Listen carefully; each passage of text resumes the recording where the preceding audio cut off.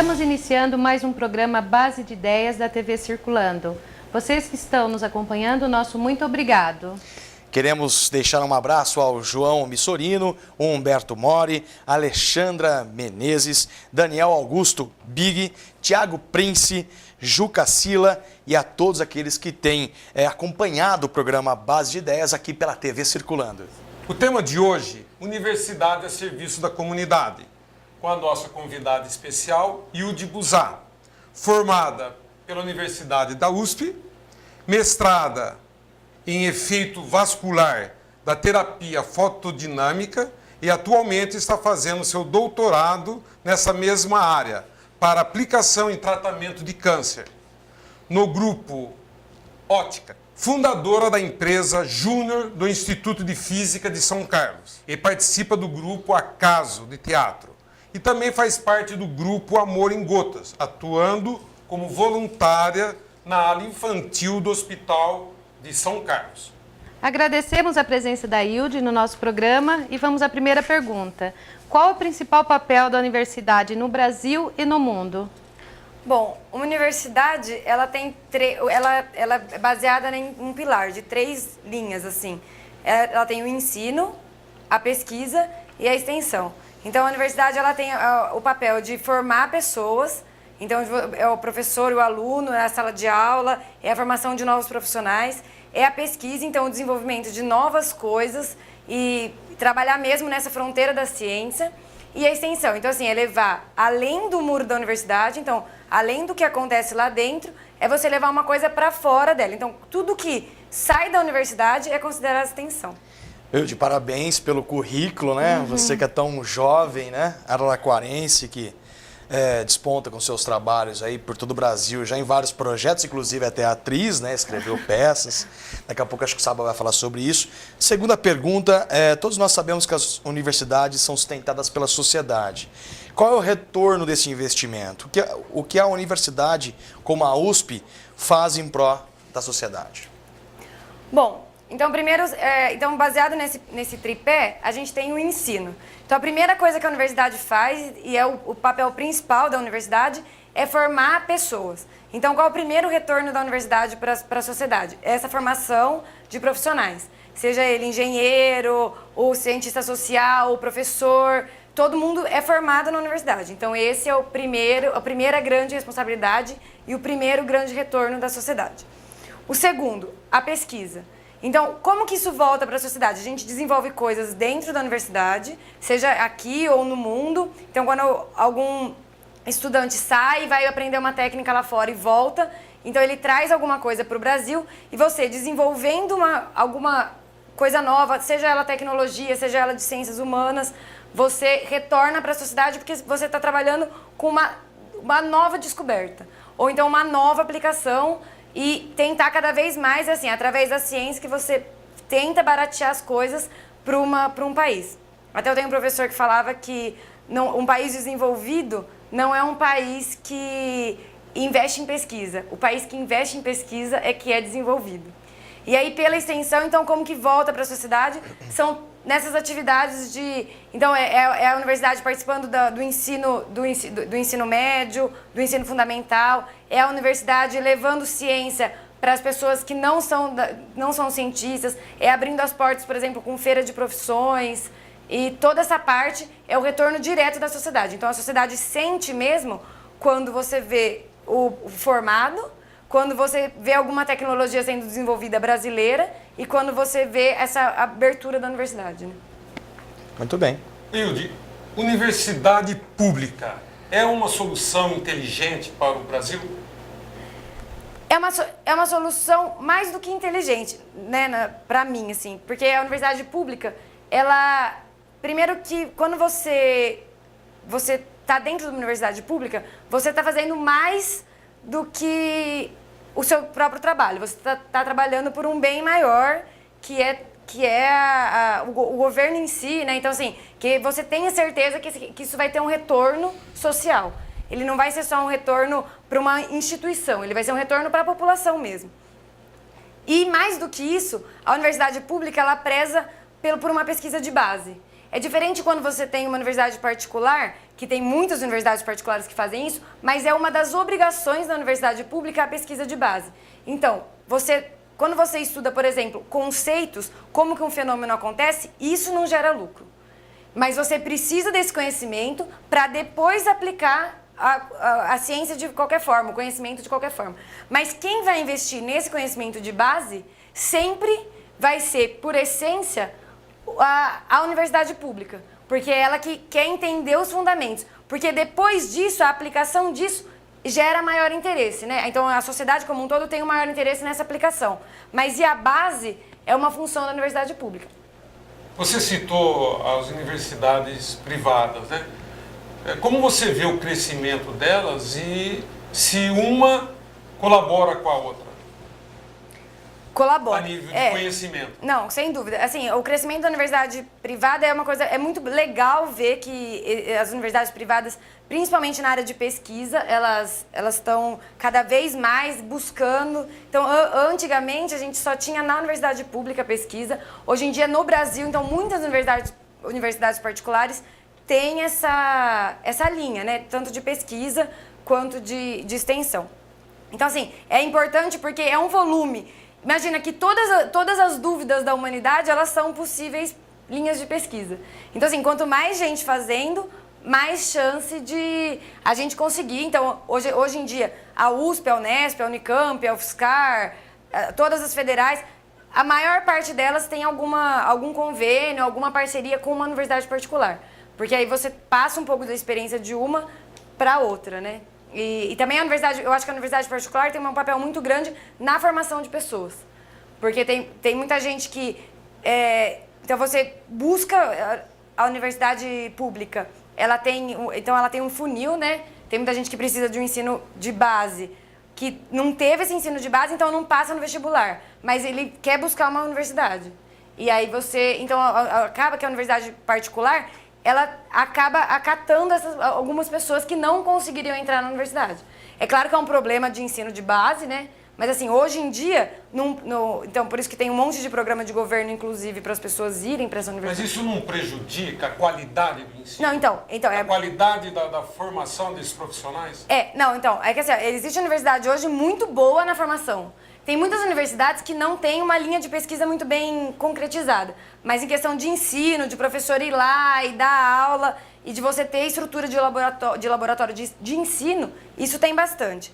Mas assim, o problema que eu acho que é o maior problema do Brasil hoje em dia é esse ensino de base que não é bom.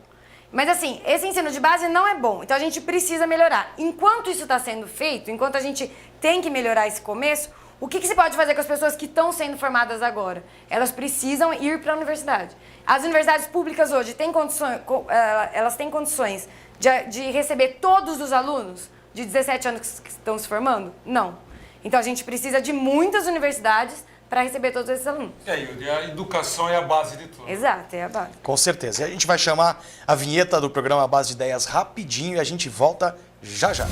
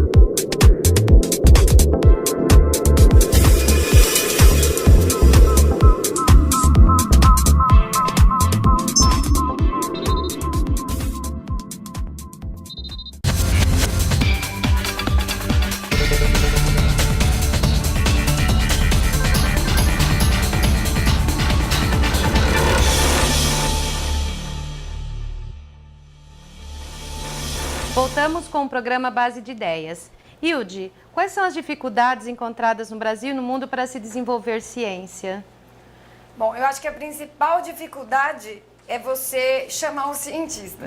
Porque assim, porque não existe uma valorização da profissão. Por exemplo, no Brasil principalmente, se você escolhe fazer ciência e se você escolhe ir para iniciativa privada, com certeza na iniciativa privada, no começo você vai ganhar mais. Porque uma bolsa de mestrado, uma bolsa de doutorado é abaixo do valor que se paga para um profissional, tanto mestre quanto doutor. Então assim, aí depois que você já trouxe essa pessoa, então normalmente se perde muita gente que é muito capacitada para o mercado mesmo. Você fala, essa pessoa seria um ótimo cientista e ela mudou de área, mesmo ela ia gostar de ser, mas ela mudou de área para ganhar mais dinheiro. Então a primeira dificuldade. E aí depois dessas pessoas que estão fazendo hoje, então, mestrado, doutorado, pós-doc, você tem eu acho que é uma dificuldade burocrática. Então, às vezes, tem muita coisa que ainda o Brasil não produz. Então, você precisa de muitas coisas de outros países. E tudo é muito burocrático. Então, para você trazer um reagente, para você fazer uma pesquisa, às vezes você precisa fazer uma pesquisa de campo. Então, quem faz pesquisa clínica tem toda uma burocracia para ser aprovado. Então, às vezes, fica anos esperando uma aprovação. Então, isso eu acho que hoje é o que mais engessa para a ciência caminhar. A minha próxima pergunta aqui era para falar um pouquinho sobre a rotina de um cientista e se o governo está valorizando. Então, eu vou até trocar minha pergunta, que você acabou de responder. Existe ainda dificuldade de ir para todos os níveis que a faculdade pode proporcionar e aí ter dificuldade de entrar para o mercado de trabalho, que você estava dizendo, né? Migra mais rápido em vez de continuar estudando por conta da necessidade financeira e também ainda há quer dizer, a gente assistiu algumas reportagens que chegava em certo nível, as faculdades não estavam querendo contratar por conta do piso. Existe isso ainda? Como é que é? É porque assim, a pessoa quando ela vai fazer mestrado, ela vai fazer doutorado, normalmente ela fez uma escolha lá atrás de uma área de ciências. Então, por exemplo, o engenheiro hoje, quando ele faz engenharia, ele tem duas opções. Então, ou ele vai de trainee numa empresa ou ele vai fazer mestrado. É muito mais difícil achar na engenharia pessoas que vão fazer mestrado do que numa área de ciência, como matemática, física, química, biologia ou ciências humanas, né? Agora, a universidade, quando ela vai contratar um professor, ele pode contratar um especialista. Então, a pessoa não fez mestrado, ela fez uma outra pós-graduação para virar um especialista. Ela pode contratar um especialista, um mestre e um doutor, numa universidade particular.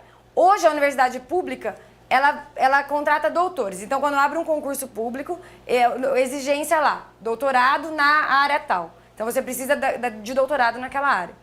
Às vezes, abre um concurso para mestrado. Então, assim, normalmente, quem vai para essa área é quem quer se dedicar ao ensino de universidades, mesmo em universidades que não participam de pesquisa, ou quem quer pesquisar. Só que hoje em dia, quem quer pesquisar ele tem que dar aula. Então você fica então você é um pesquisador e é um professor. Hoje em dia, essas duas profissões, elas meio que migram, né? Elas se misturam, aliás. Entendi. Você é cientista, você participa de grupo de teatro, você faz trabalho voluntário. Me diga uma coisa, quantas horas tem o seu dia? Não, às vezes eu precisava de mais horas no dia, né? Mas eu acho que você fazer várias coisas... Eu acho que assim, quanto mais coisas você faz, mais coisas você faz. Porque quando você tem muitas atividades para fazer, você tem que organizar o seu dia. Então, se você vai acordar 8 horas da manhã, você não pode falar, eu vou ficar mais um pouquinho. Você tem que acordar às 8, porque você sabe que às 9 você tem uma coisa para fazer, às 10 você tem outra, e às 11 da noite ainda você tem coisa para fazer. Então, e eu acho que uma coisa importante também é você se dedicar naquilo. Porque, por exemplo, quando eu saio do laboratório e vou pro teatro, eu saí do laboratório, eu cheguei no teatro e eu tô 100% dedicada ao teatro. Não adianta eu ir pro teatro e ficar pensando, mas eu devia estar no laboratório. Então, quando eu tô nesse estado, então eu não vou. Então, aí você vai, aí você dedica, então você tem 100% do seu tempo, da sua dedicação naquele momento, naquilo. Aí você faz o seu melhor naquilo, muda de atividade. Olha, o Papa Pio XII costumava dizer o seguinte, você quer que algo saia, peça para uma pessoa super ocupada. É. Entendeu? Então, acho que é mais ou menos por aí. É por aí. Bom, a gente quer agradecer a sua presença no programa Base de Ideias e queremos trazê-la de volta, porque você tem muito conteúdo, muita coisa para estar assim mostrando, né, pra gente. E gostaria que você fizesse as suas considerações finais. Eu acho que primeiro eu queria agradecer o convite, espero que eu tenha conseguido falar alguma coisa, mas eu acho que para quem ainda não decidiu o que vai fazer da vida, não decidiu que profissão escolher, acho que o meu recado assim, de considerações finais é que você não se baseie muito no salário, mas porque eu acho que eu ganho pouco pelo que de tudo que a gente trabalha e tal, porque eu faço doutorado. Mas todo dia que eu acordo, eu vou muito feliz trabalhar. Eu acho que isso não tem um valor que pague. E a sua sugestão, também a crítica, é muito importante. E você pode fazer isso pelo telefone 3214-8651. Também pelo Facebook do programa Base de Ideias. No painel social dessa semana, continuamos com nossa campanha de doação de sangue. Você que ainda não doou, pode ir até o Hemocentro de Araraquara, que fica na Rua 8, ao lado da Faculdade de Odonto. E você pode agendar sua visita pelo telefone 3301-6102. Doe sangue, doe vida. A frase dessa semana é do escritor inglês William Shakespeare. Nenhuma herança é tão rica quanto a honestidade. Programa Base de Ideias, em conexão com o social. Boa semana.